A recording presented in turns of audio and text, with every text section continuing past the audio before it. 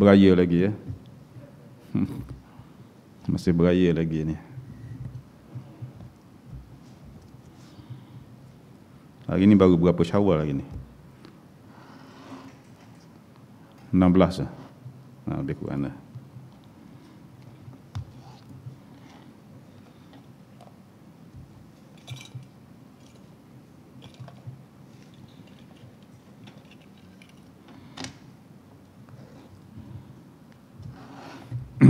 A'udzubillahi minasyaitonirrajim.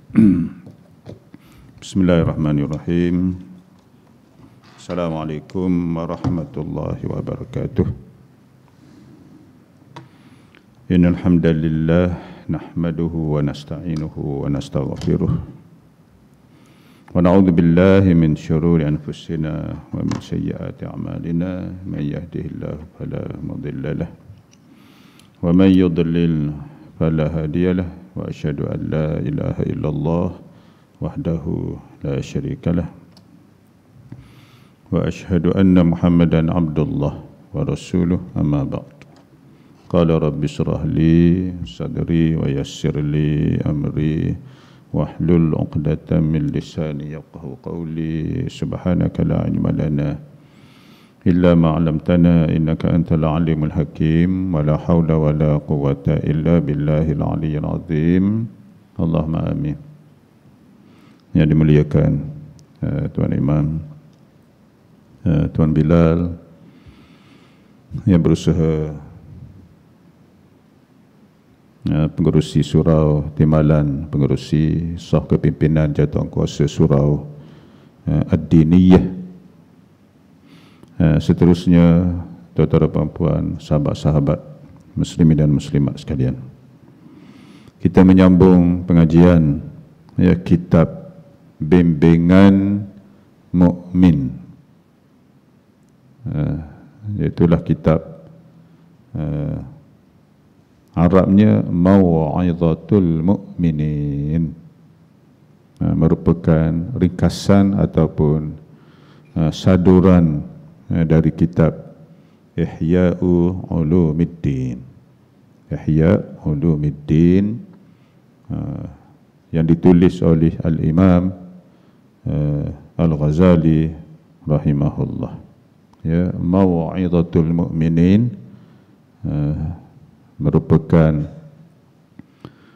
saduran dari Ihya' Ulumiddin yang dibuat oleh Al-Imam Jamaluddin Al-Qasimi rahimahullah. Kita masuk bab sifat marah, dendam dan hasad. Tajuk baru. Sebelum ni bab latihan akhlak. Bab latihan akhlak. Dan juga penyakit lidah. Sebelum ni penyakit lidah. Kita masuk tajuk baru, muka surat 127. Ya, muka surat 127. 127 bab kitab yang kedua. Belakang dia ada dua 127. Ini 127 kitab nombor 2, juzuk yang kedua.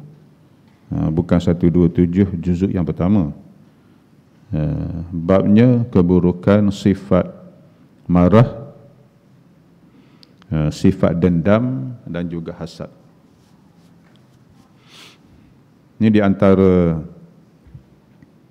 sifat mazmumah, sifat yang dikeji, sifat yang keji, mazmumah, yang diberi amaran oleh Nabi sallallahu alaihi wasallam. Di antara sifat ini memang menjadi darah daging iblis,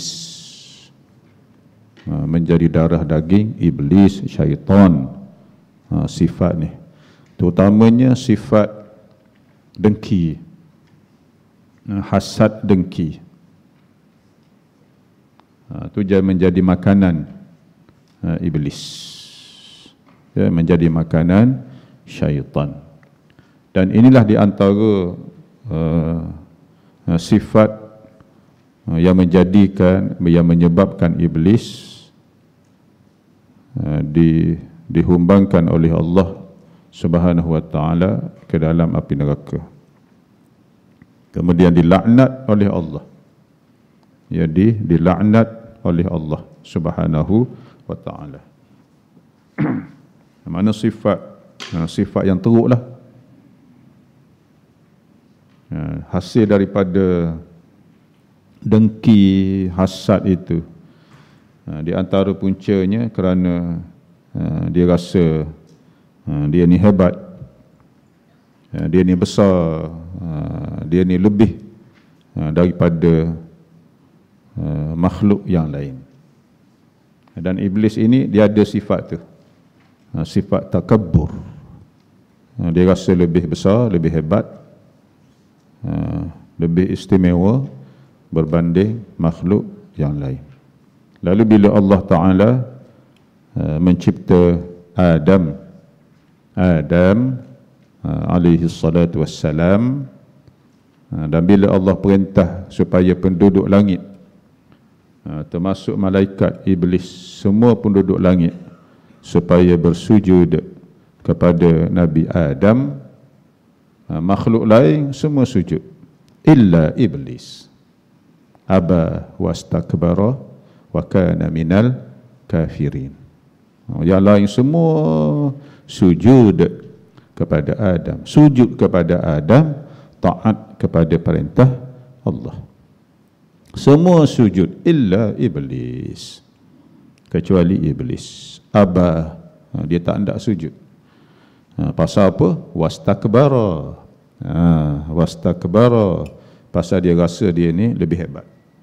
Takabur, sifat itu ada istimewa berbanding yang lain, lebih besar. Wa kana minal kafirin, adalah iblis termasuk di kalangan mereka yang ingkar kepada perintah Allah, kafir. Begitu juga ya, bila ditanya pasal apa tak nak sujud, dia pun beri, menunjukkan takabur, istimewanya dia, hebatnya dia pada pandangan dia. Dia pun beri alasan.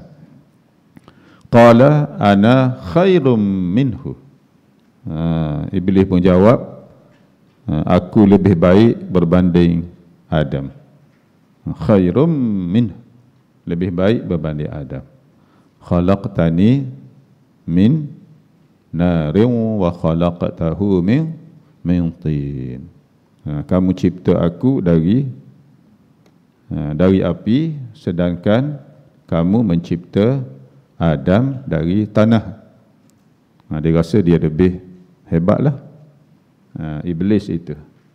Walaupun jahatnya iblis, tetapi dia tetap mengakui Allah itu sebagai pencipta. Adanya Allah, adanya Tuhan.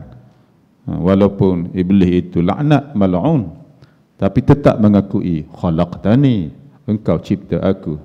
Masih tetap mengakui Allah sebagai Al-Khaliq. Jahat-jahat manusia sampai tak percaya kepada adanya Allah. Itu lagi jahat berbanding iblis.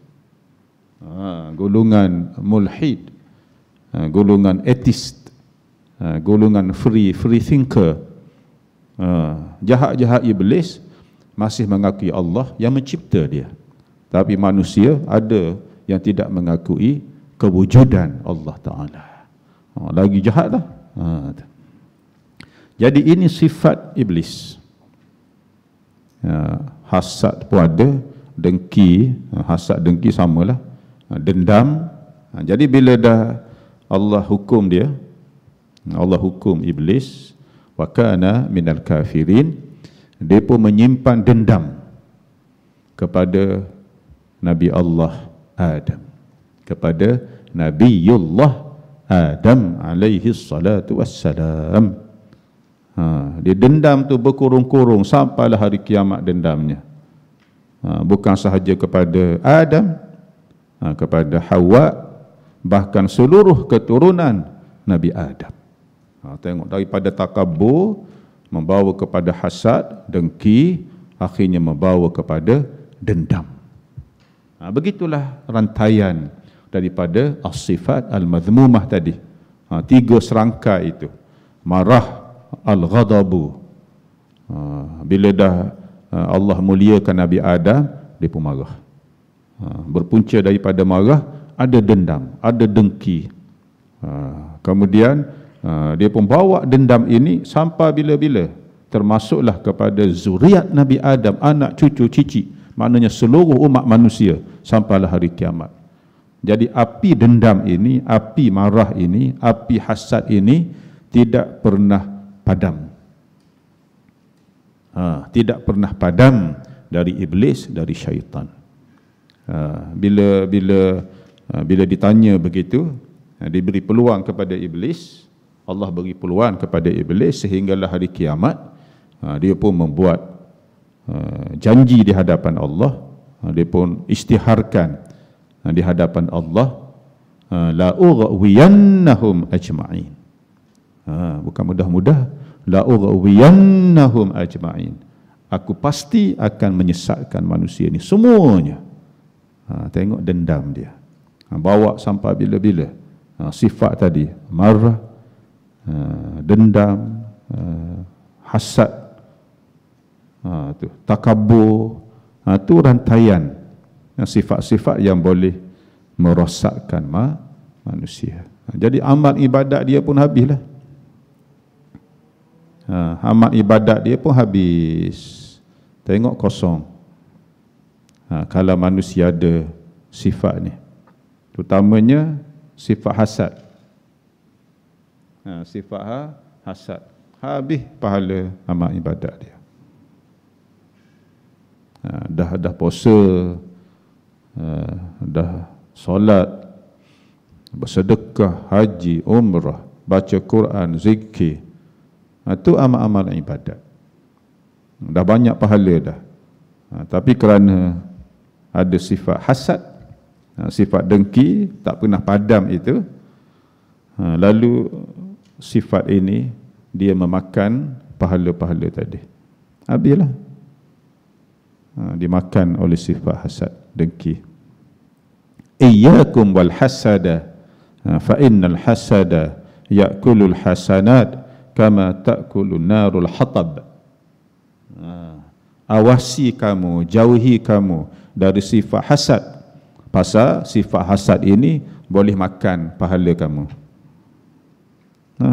Pahala sembahyang, puasa, zakat, haji, dia boleh makan pahala kamu.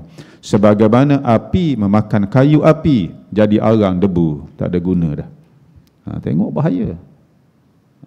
Bangkit di akhirat, buka kitab, tajuk solat, tengok zero. Tengok zero, tajuk je ada. Tengok kosong, tak ada markah. Kita masuk peperiksaan, soalan, suruh buat karangan. Tajuk karangan, apakah kesan pencemaran udara terhadap kehidupan manusia sejagat. Kita tulis tajuk aja. Tulis tajuk aja. Isinya tak ada.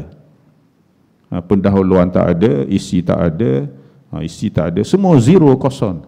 Ada markah ke? Tak ada markah lah.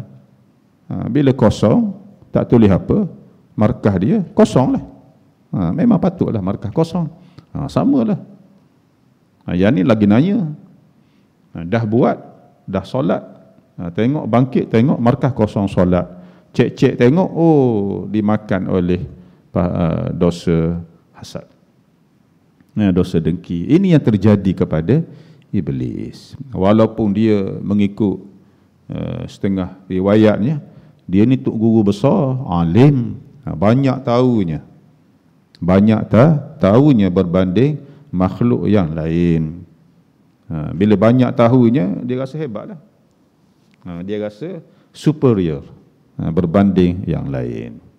Lalu takabur. Walaupun banyak tahu, tengok apa kesudahannya. Dikutuk oleh Allah Subhanahu wa taala. Bahkan seluruh manusia mengutuknya. Seluruh manusia mengutuknya. Setiap kali kita nak baca Quran, kita baca apa? A'udzubillahi minasyaitonir rajim. Kutukan. A'udzubillahi minasyaitonir rajim. Kutukan tu kepada syaitan. Aku minta perlindungan kepada Allah dari syaitan yang direjam, yang dikutuk. Rajim bermakna dengan makna al-mal'un, yang dikutuk, yang dilaknat oleh Allah. Setiap kali kita baca Quran tu, berapa kali sehari kita mula Quran, disunatkan a'udzubillahi minasyaitonir rajim. Diulang setiap hari, setiap masa, setiap ketika. Dikutuk oleh seluruh manusia. Sampai begitu. Di antara puncanya sifat tadi. Marah, al-ghadab, sifat dendam, sifat hasad. Sampai begitu kesudahannya, ia dikutuk oleh Allah Subhanahu wa taala. Firman Allah dalam surah Al-Fath ayat yang ke-26.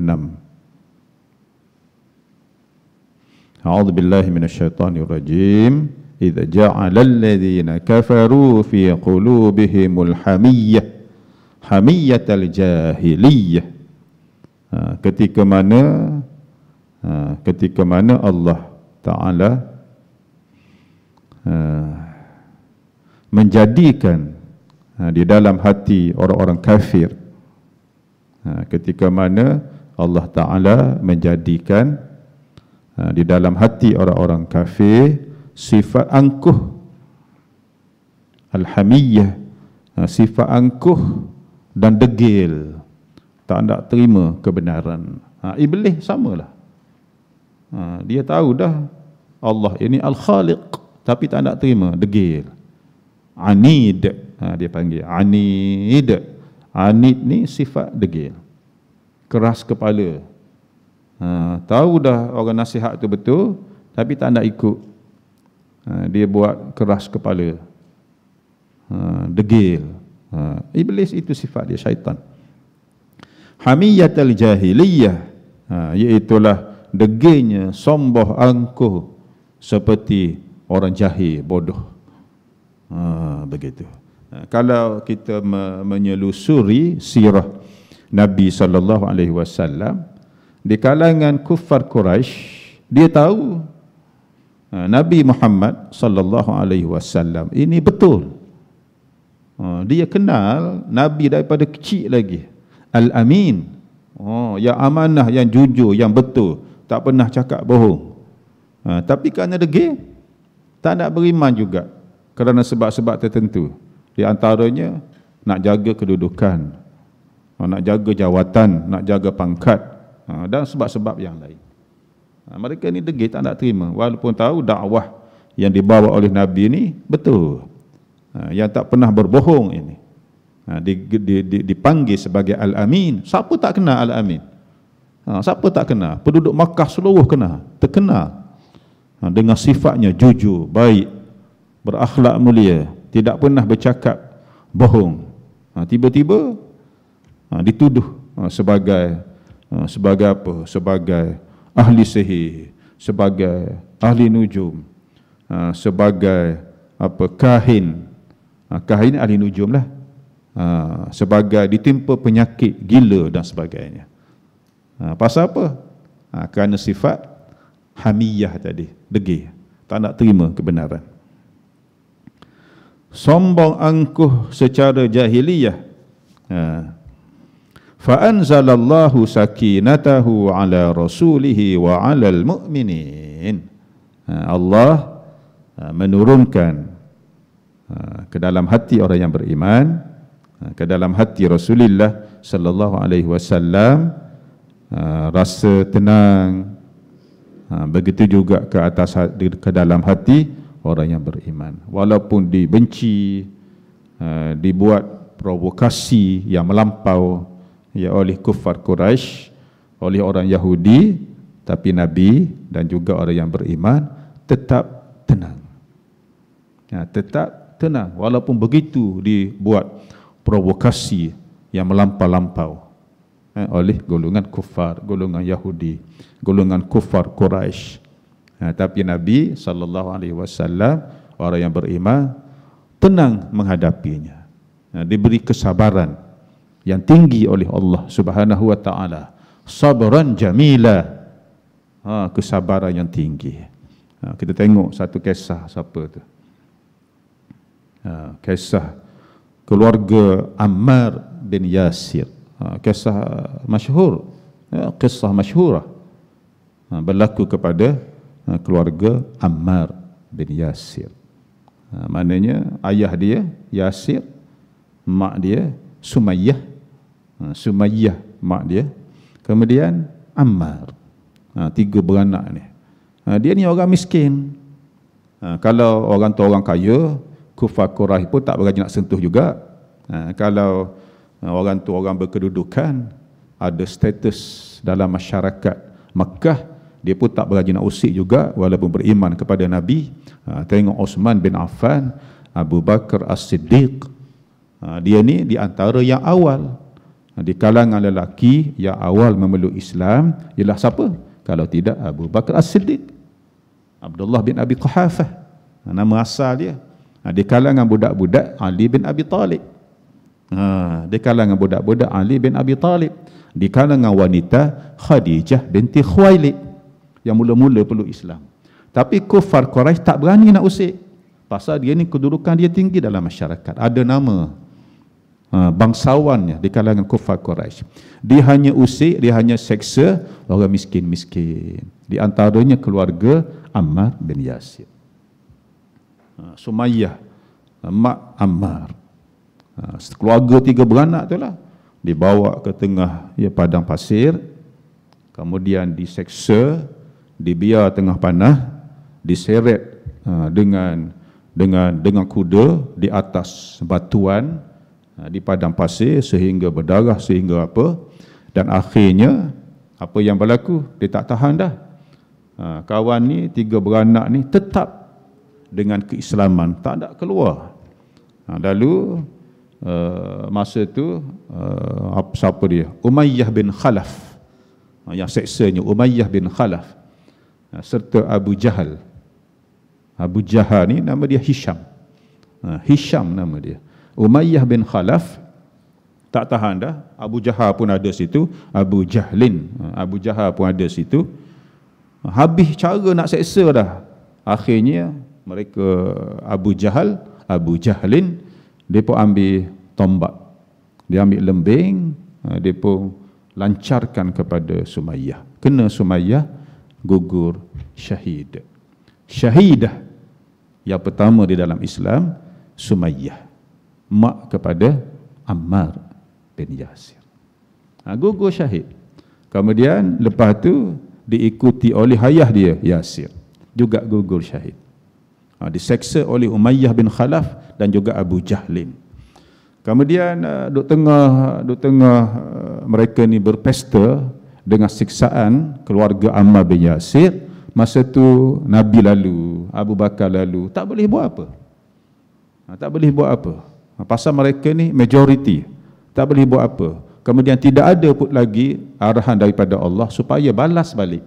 Tengok kesabaran. Nabi pun kata kepada Yasir, ayah kepada Ammar. Ammar kecil lagi masa itu.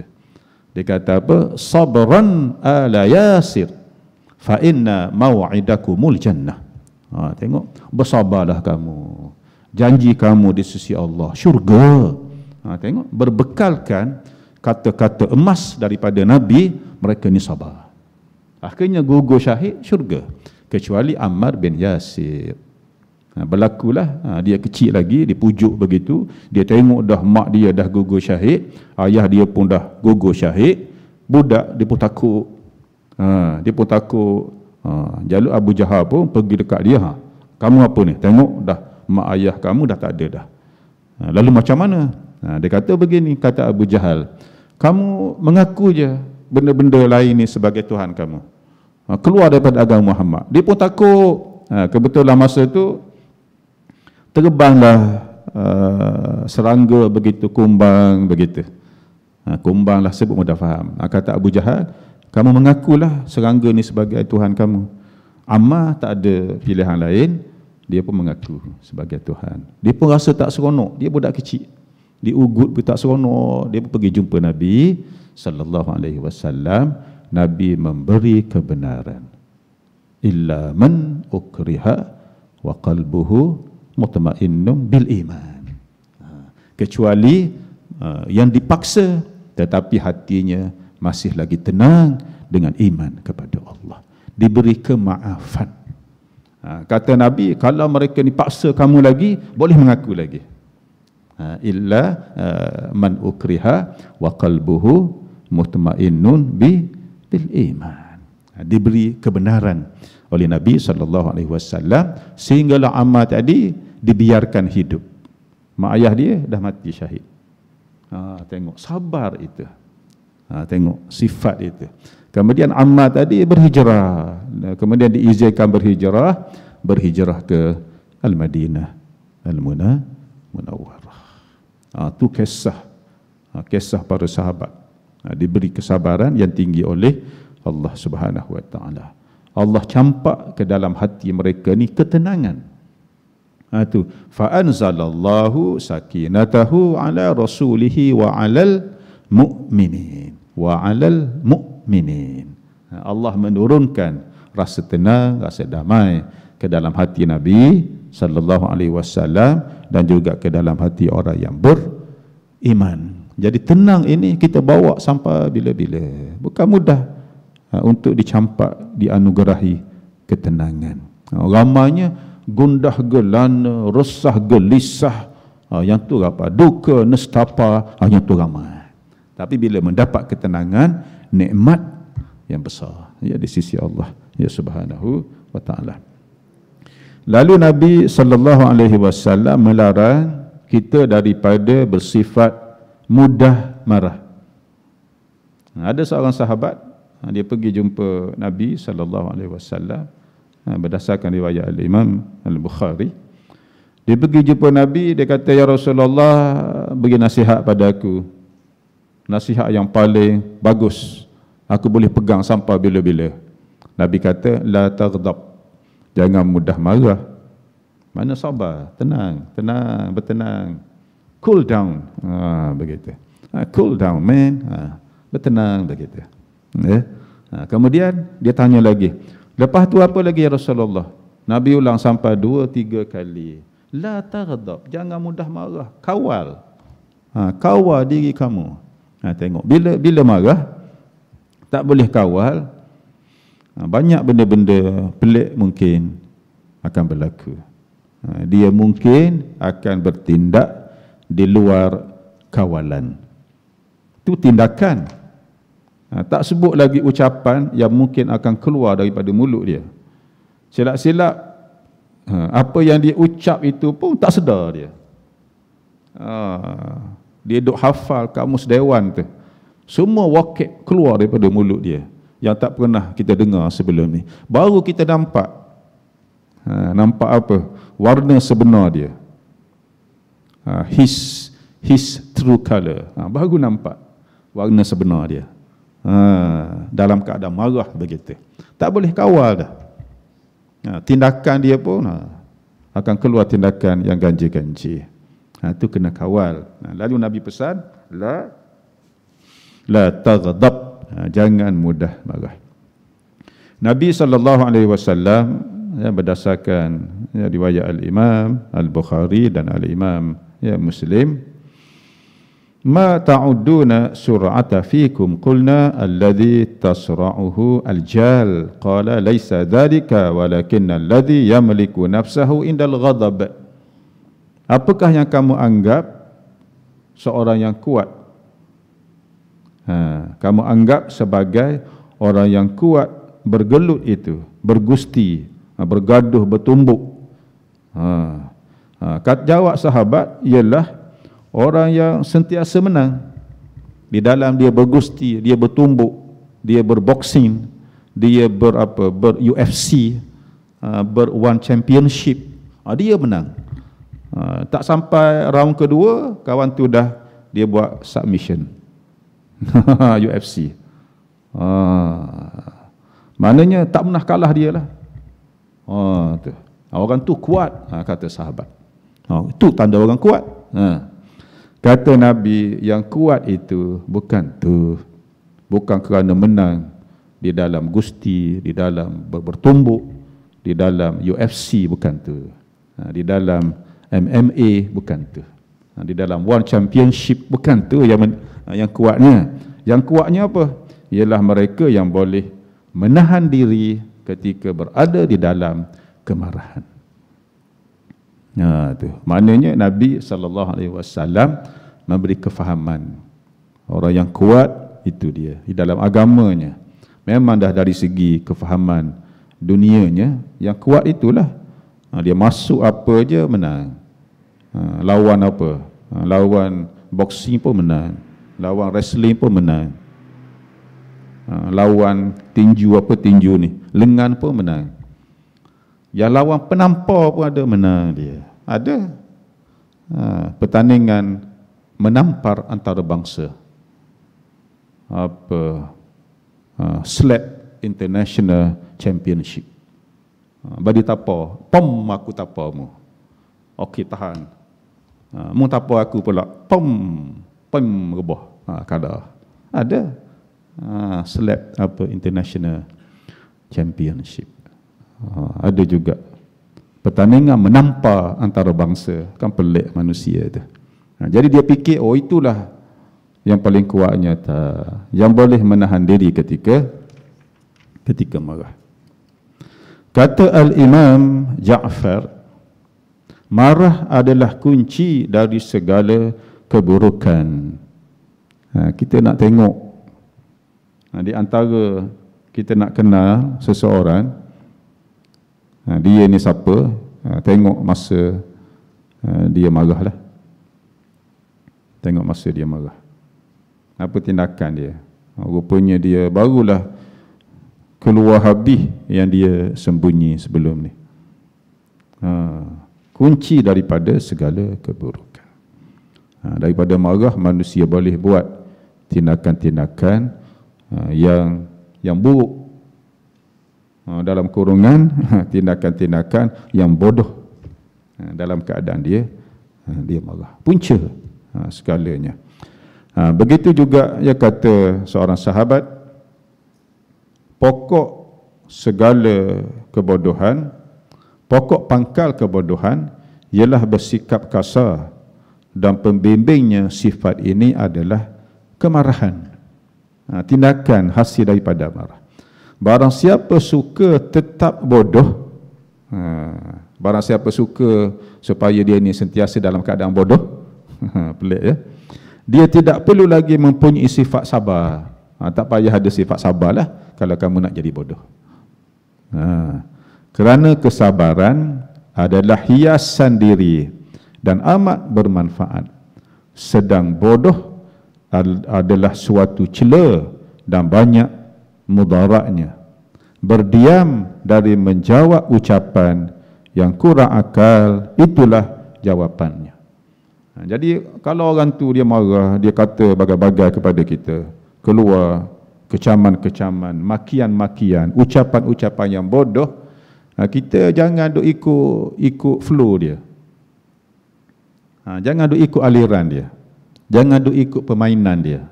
Bila kita ikut permainan dia, kita pun sama-sama bodoh seperti dia.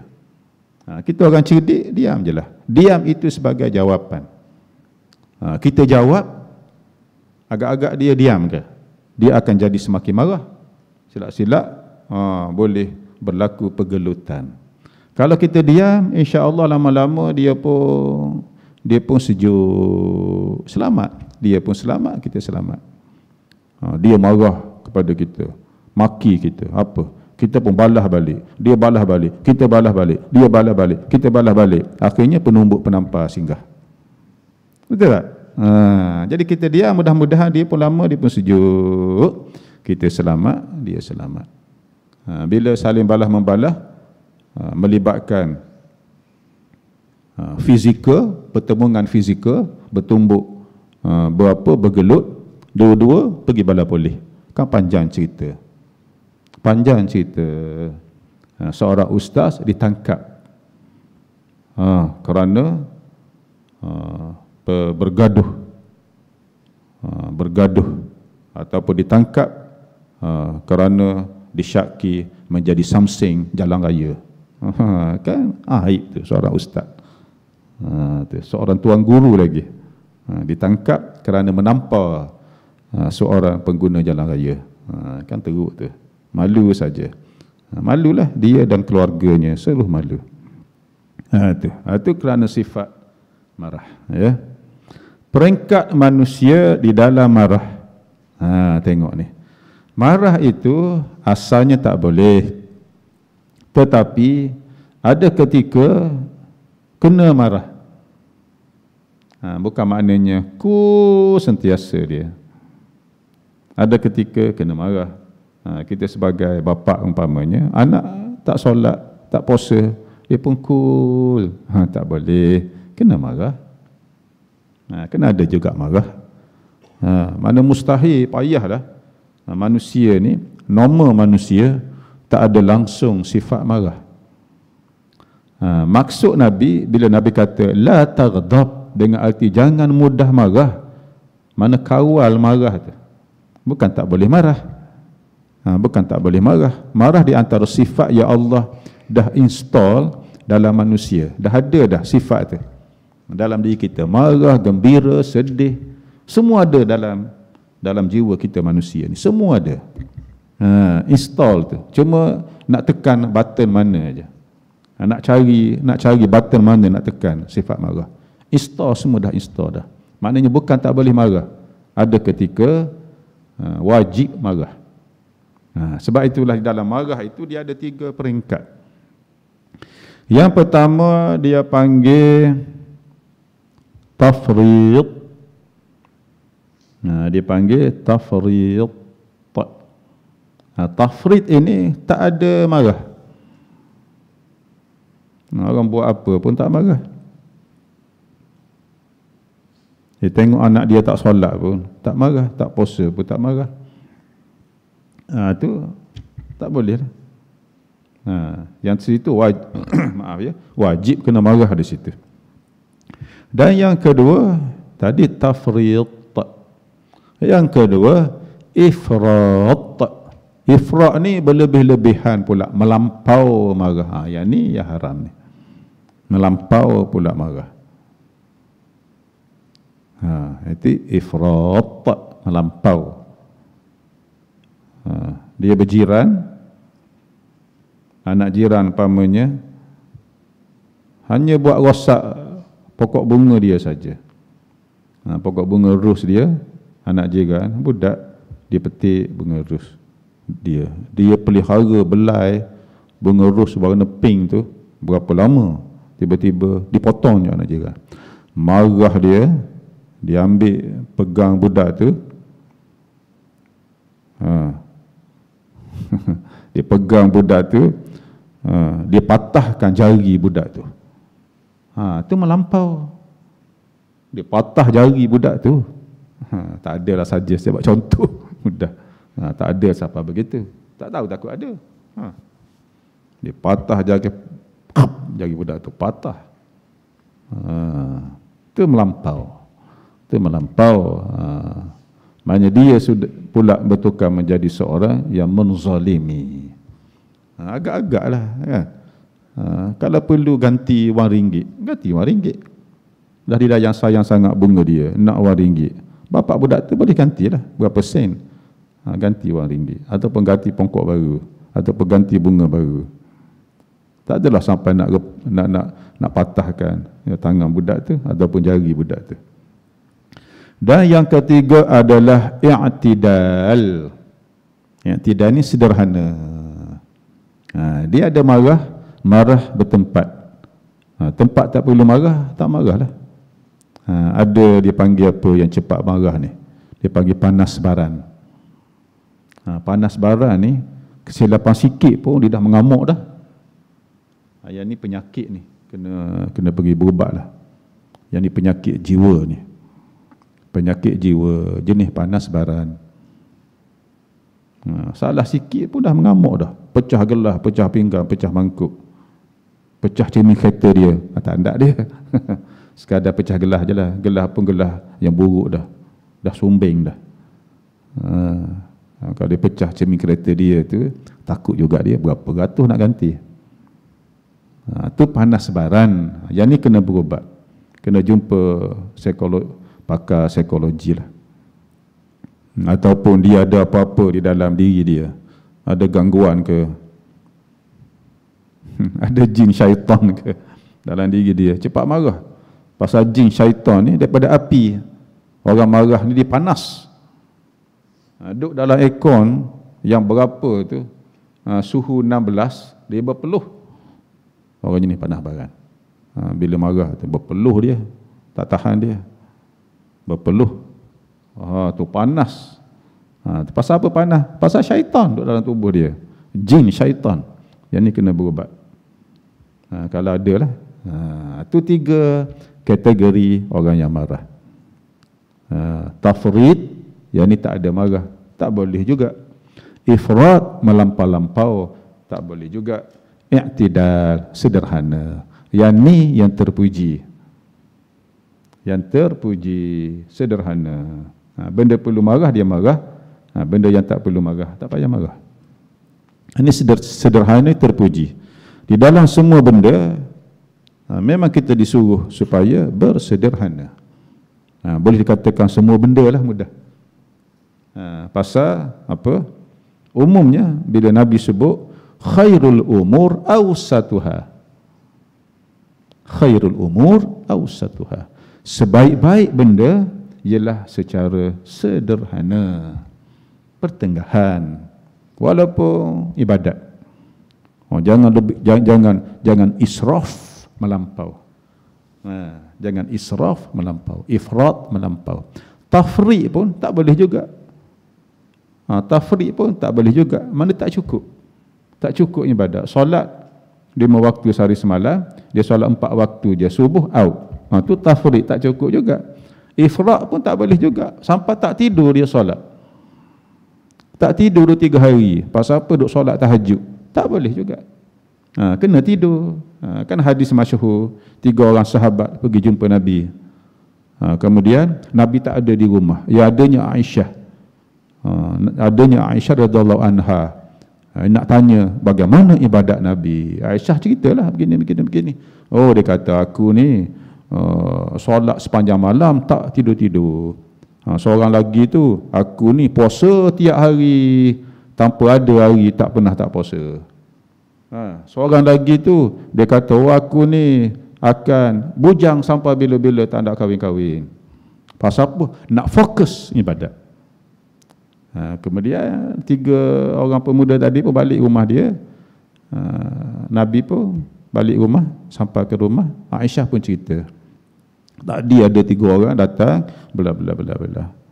Pagi besok di masjid, Nabi panggil 3 orang tu.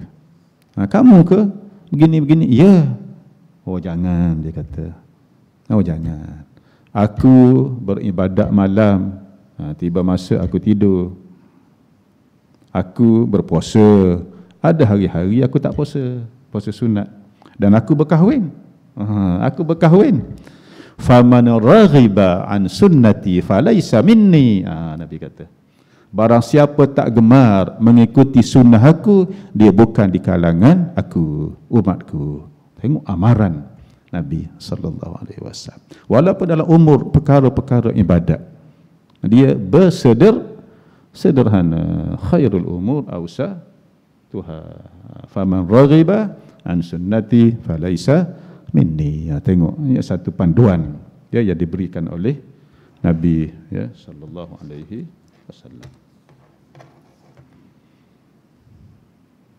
Jadi kita tangguh di situ, ke surat 131. Kita berhenti situ. Mudah-mudahan apa yang kita sama-sama dengar tadi diberi manfaat oleh Allah Subhanahu wa taala. Berapa bulan ini? 19. Okey, masih.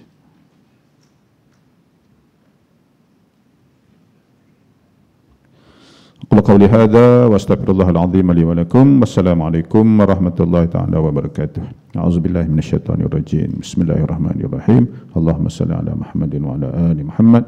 Allahumma faqihna fid din wa 'allimna at-ta'wil wa hdina siratakal mustaqim. Wa sallallahu ala Muhammadin wa ala ali Muhammad walhamdulillahi rabbil alamin. Terima kasih.